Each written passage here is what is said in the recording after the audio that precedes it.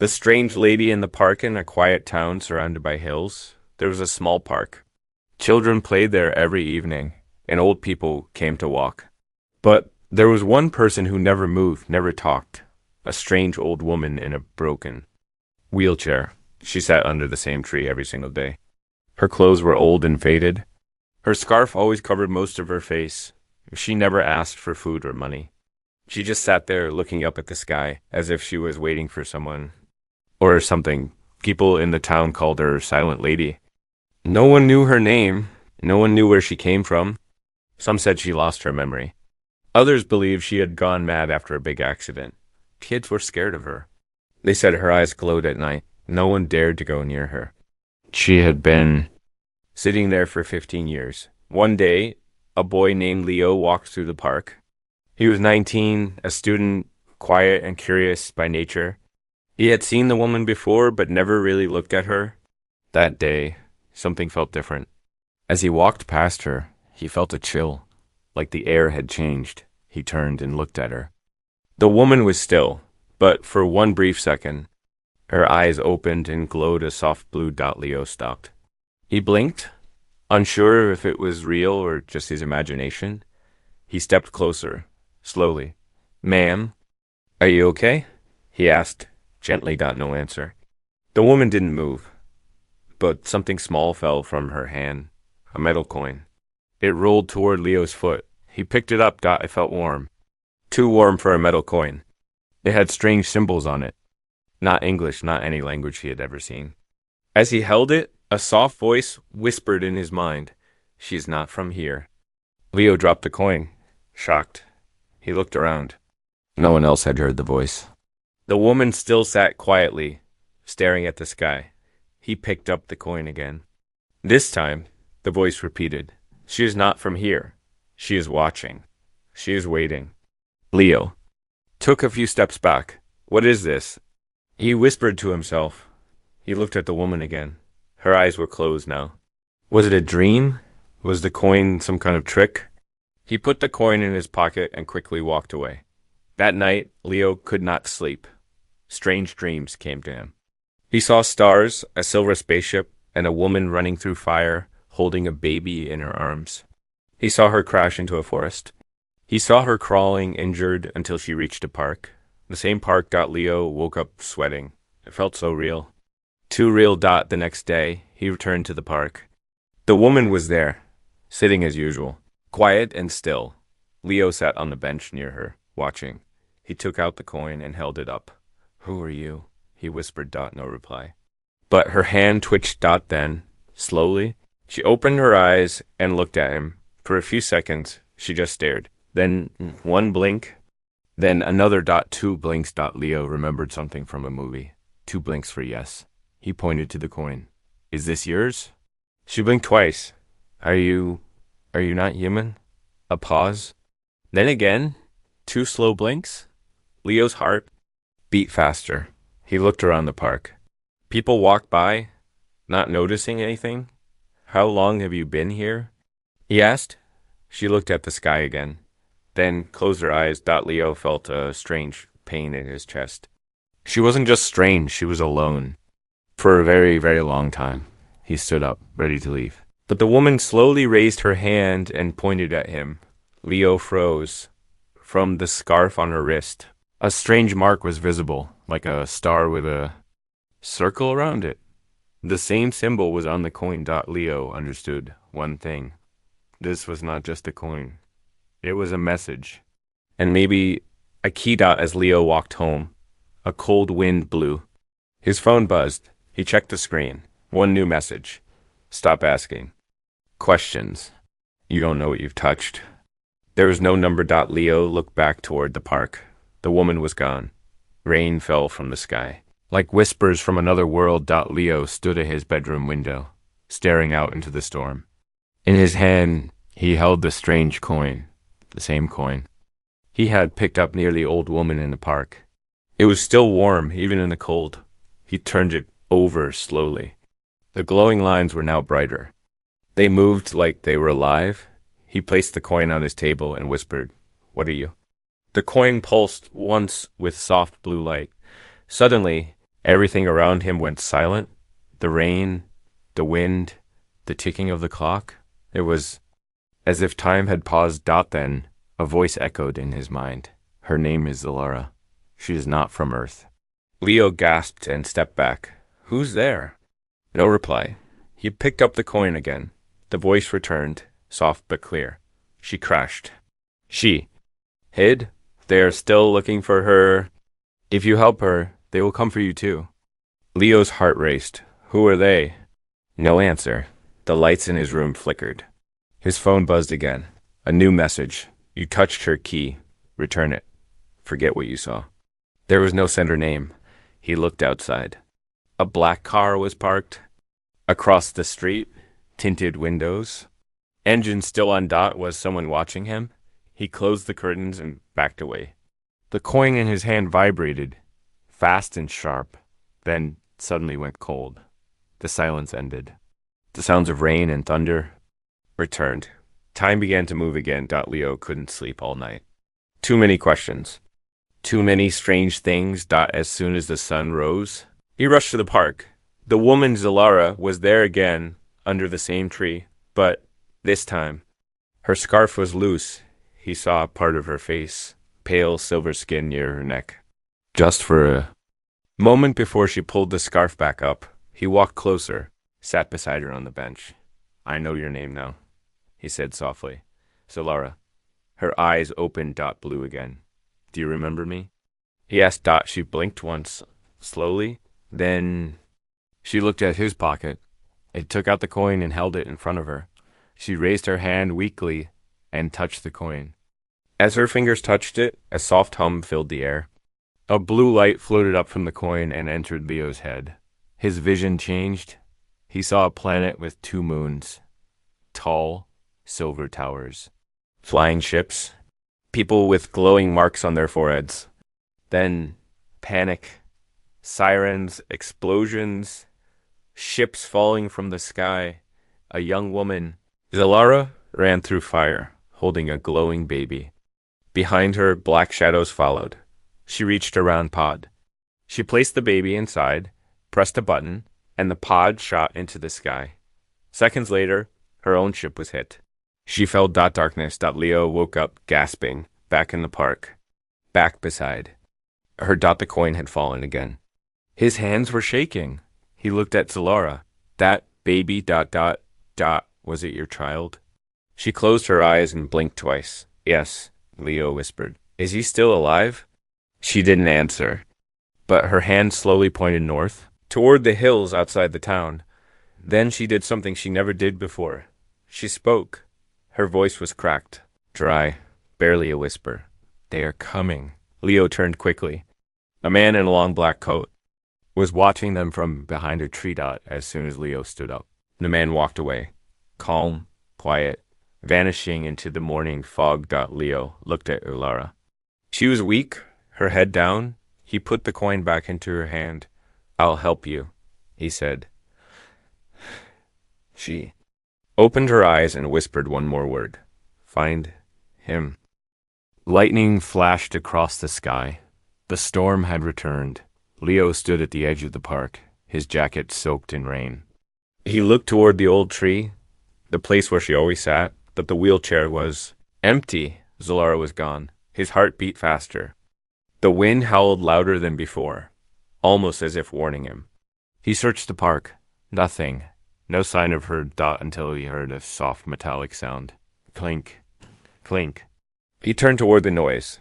There she was, rolling slowly down the sidewalk, her wheelchair stuck in the mud, rain falling on her silver scarf. Her head was low. She was weak, shivering. Leo ran to her. Zalara, come with me. You can't stay here. She looked up at him, her eyes dull, her hands trembling. For the first time, she looked afraid. Without waiting, Leo took hold of the wheelchair and pushed her through rain and wind toward the nearest shelter he knew. An old bus stop with a metal roof. Thunder cracked above them. Leo covered her with his jacket. Water dripped from her face. Are you okay? Yes. She didn't answer. Then, suddenly, lightning struck a pole nearby. The flash of light was blinding. and in that brief second, Leo saw it. Her scarf had fallen slightly from her neck. The skin beneath was not human. It shimmered like liquid silver. Thin lines glowed softly, like circuits. Her hand twitched, fingers. Long, elegant, but not completely human. There were no fingernails. Just smooth, glowing tips. Leo stared, unable to speak. She saw his face and quickly pulled her scarf back up, hiding everything again.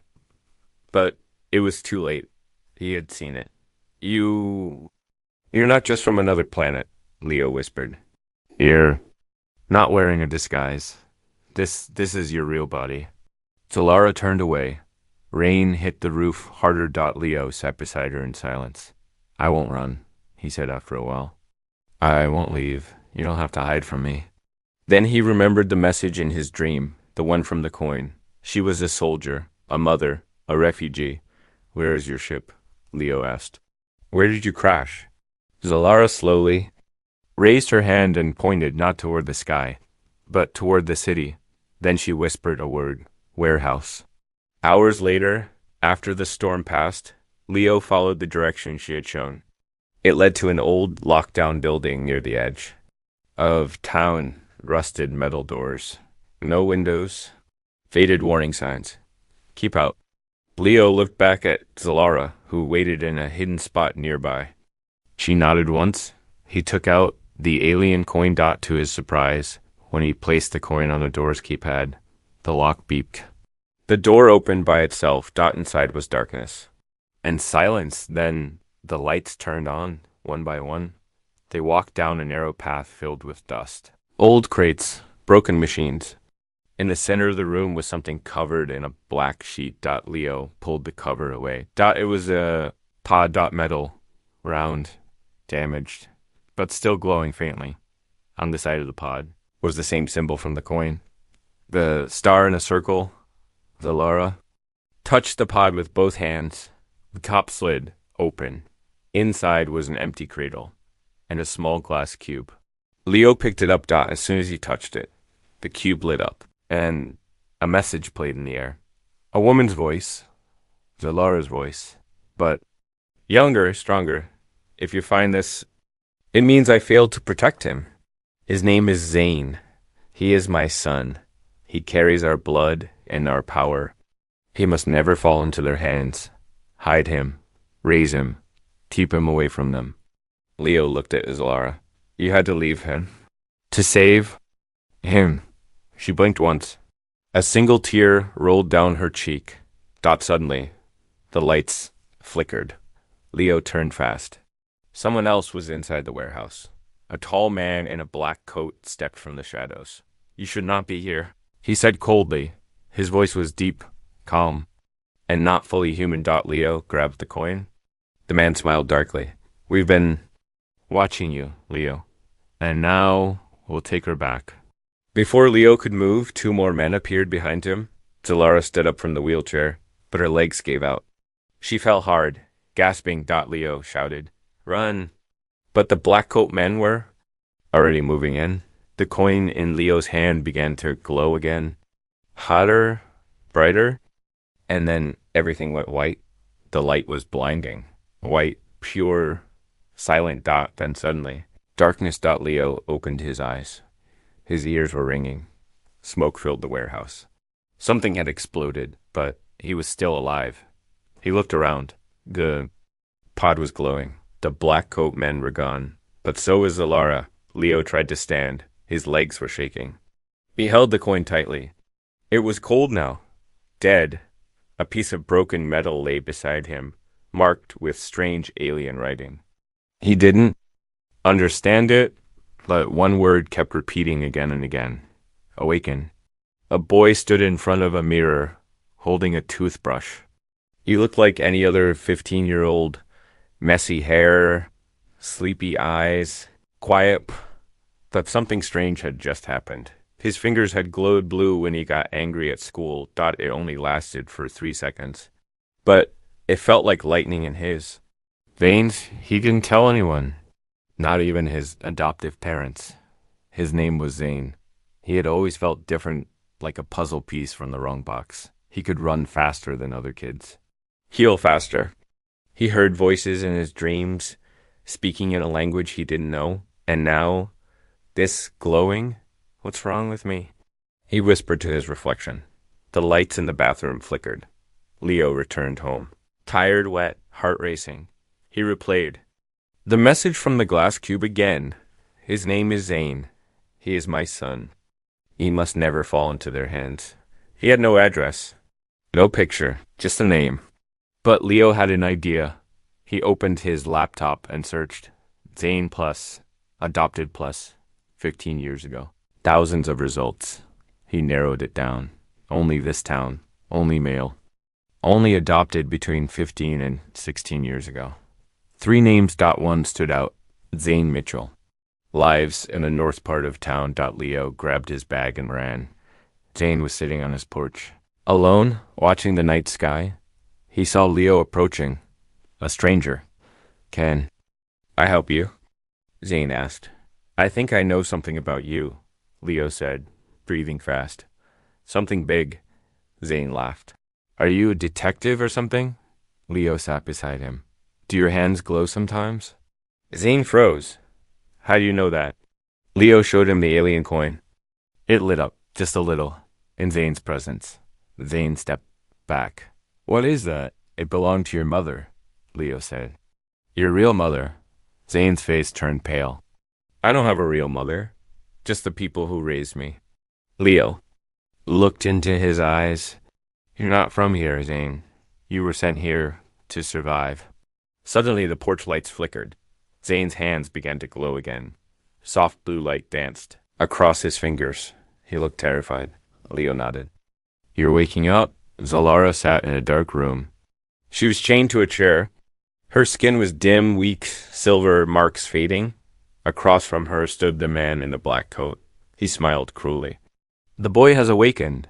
Your time is over. Zalara whispered, He will find the truth, even if you kill me. The man laughed. We've hidden the truth for years. A child among humans, growing quietly, thinking he's one of them.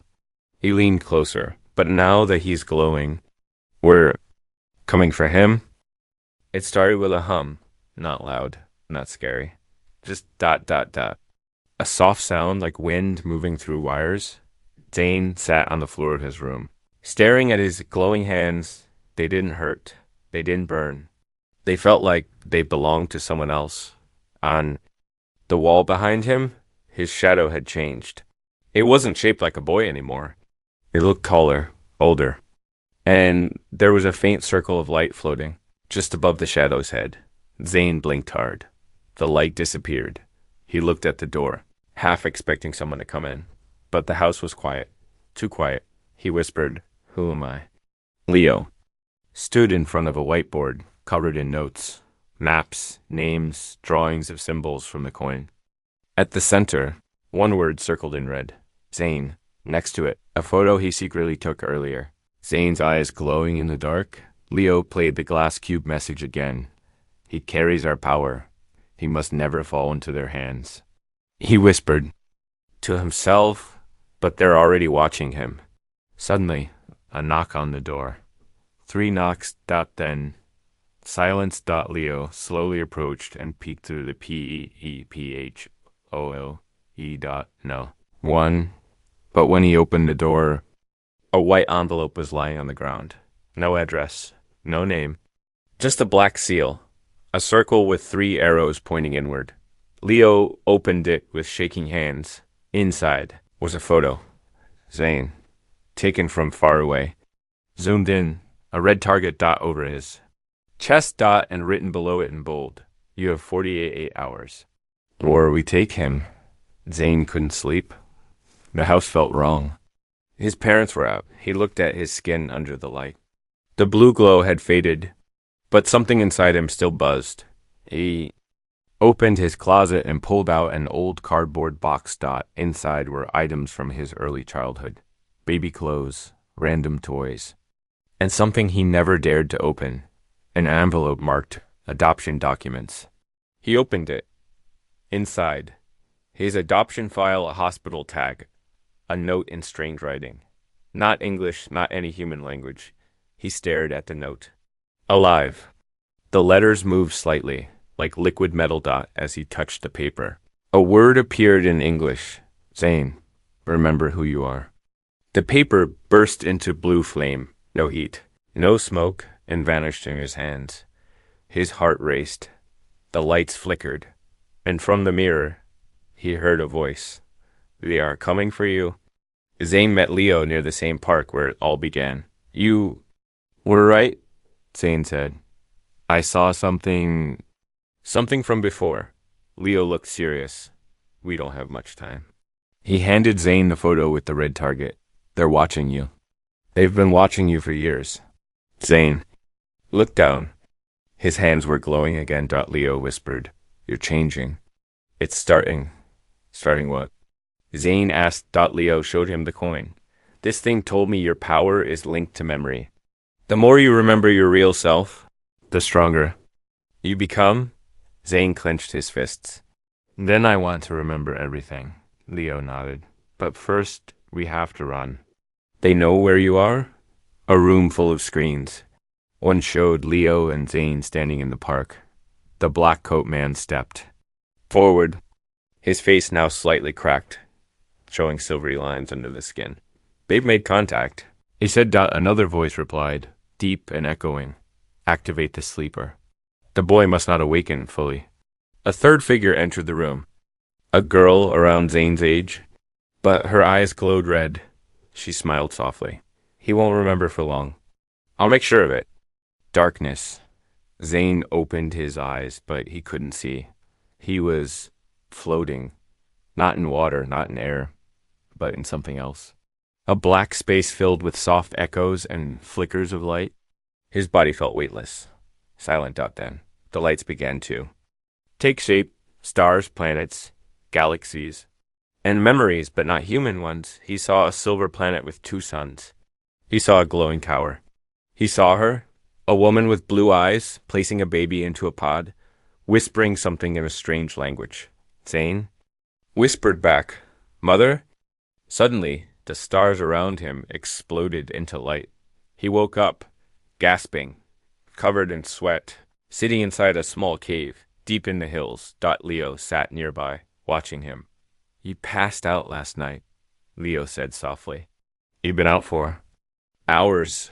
Zane looked down at his hands. They were still glowing. But now the light was steady, like it belonged there. I saw everything, he said. I saw where I came from. Leo leaned closer. Then we have to move. Now, there's something you need to see. They returned to the old warehouse from part 3, the same place where the broken escape pod was found. Only now, Leo had found something new. A hidden room under the floor. He showed Zane a narrow stairway. Just behind the pod. The walls were made of silver-like stone, covered in glowing symbols. This place, Leo whispered, was built by someone like you. At the end of the tunnel was a device, shaped like a circle, floating above the ground. As Zane stepped closer, it reacted to his presence. The floating ring glowed bright blue and began to spin. Zane felt his chest pull toward it. A deep hum filled the room. Then a voice echoed from the device. Soft, ancient, female. Signal locked. Bloodline confirmed. Broadcasting. A beam of light shot into the sky from the warehouse roof, piercing through clouds, straight into the stars. Far beyond the Earth's atmosphere. A silver ship the size of a city hovered quietly. Inside. Alien beings, tall, graceful, marked with blue veins of light, turned to face the signal. One of them placed a hand on a screen and said, The lost child has awakened. In the shadow facility, alarms blared. The man in the black coat slammed his fist on the table. His face now fully exposed, part human, part machine. The signal was sent, he growled. They're coming. The girl with glowing red eyes, Rena, stepped forward. You said he wasn't ready. He wasn't, Dad replied, but he found the device. We must stop him before the others arrive. Rena smiled coldly. Then let me do it. Night fell. Zane and Leo camped near the mountains, away from roads, away from drones. As Zane stared at the stars A voice whispered behind him, "You're not safe here." He turned. It was Rena, a girl his age. Calm, kind face. Familiar somehow. "I know what you are," she said. "Because unlike you." Zane stepped back. "What do you mean?" She smiled gently. "They lied to me too. But I remember more than you do, and I can help you if you trust me." Leo walked over. "Zane, don't." But before he could finish, Rena placed her hand on Zane's shoulder, and his glow began to fade. Zane collapsed. Leo screamed, "No!" Rena's eyes turned red. Too late. The sleeper has been activated. Dark skies, a red moon rose above the hills. The earth was quiet, too quiet. Not a dog barked, not a bird sang. As if the world itself was holding its breath. Zane lay still on the forest floor. His glow was gone. His breath shallow, across from him. Rena stood tall, her red eyes cold, her hands still crackling with strange energy. Leo ran to Zane's side. "What did you do?" Rena tilted her head slightly, almost sad. "I didn't want to hurt him, but he was never meant to wake." Leo held Zane in his arms, shouting, "Zane, wake up." But Zane didn't move. The air began to shake. A low hum filled the ground. Rena looked up. A flash of blue light exploded in the sky, and from it, a ship descended like a falling star. Sleek, silent, Andrian design. From the light, a figure stepped out. .xe Lara. Not in a wheelchair. Not weak, but tall, glowing, and reborn, her silver skin shining with full power. She looked at Rena. "You were one of us," she said softly. "But you let them change you." Rena's red glow flickered. For the first time, she looked uncertain. Inside his unconscious mind, Zane floated in darkness again. This time, he wasn't alone. 1,000 lights surrounded him. Souls of the Andrian people. He heard whispers, saw memories, battles, peace, a lost civilization hiding among the stars. Then he saw her, his mother, younger, stronger, smiling. She touched his chest. "You are the bridge," she said, "between our world and theirs, between past and future." Zane gasped. "I'm not ready." She whispered, "You are." And then everything lit up. Zane's body glowed again, brighter than ever. Blue light exploded from him like a shockwave. Trees bent. The ground cracked. Rena was thrown back unconscious. Zane rose into the air, his eyes pure light. Symbols appeared on his arms, floating like stars. Leo stepped back, amazed. Zane floated down slowly, landing on his feet. The light dimmed, but his eyes were still glowing. "I remember everything," he said quietly. Zalara walked to him. "You carry more than power now. You carry choice." High above them, a black portal opened. The enemy fleet had arrived. The black coat man appeared from thin air, face cracked and robotic. "You are not their savior," he said. "You are a weapon, made by us." Zane stood firm. "No, you made me forget, but now I choose." He raised his hands, and the signal device appeared in the sky again. Zane looked at Leo, then at the stars. "I will end this." A beam of light shot up, not just to call for help, but to send a warning. Earth is not yours to take. The enemy ships began to fall apart, one by one. Disabled by the frequency of Zane's signal, the black coat man screamed and turned to dust. Rena, lying weak, opened her eyes, no longer red. Her voice trembling, she said, "What have I done?" Zane knelt beside her. "You can still choose." She closed her eyes, and the red glow disappeared, later, as the sun rose. The Andrian ship stood ready to leave. Zalara placed her hand on Zane's shoulder. "We have a home again. You can come with us." Zane looked at Leo. Then looked at Earth. He smiled softly. "I belong here, for now." Zalara nodded. "Then this is not goodbye. Only return." She turned, stepped into the ship, and disappeared. Into the light, Leo and Zane stood at the edge of the forest, the morning sun warming their faces. Leo asked, "So, what now?" Zane smiled. "Now, we live and we protect." He reached into his pocket and handed Leo the alien coin. It glowed softly. Keep it safe, Zane said. Just in case they come back. They both looked to the sky. And for the first time in a long time, it felt peaceful.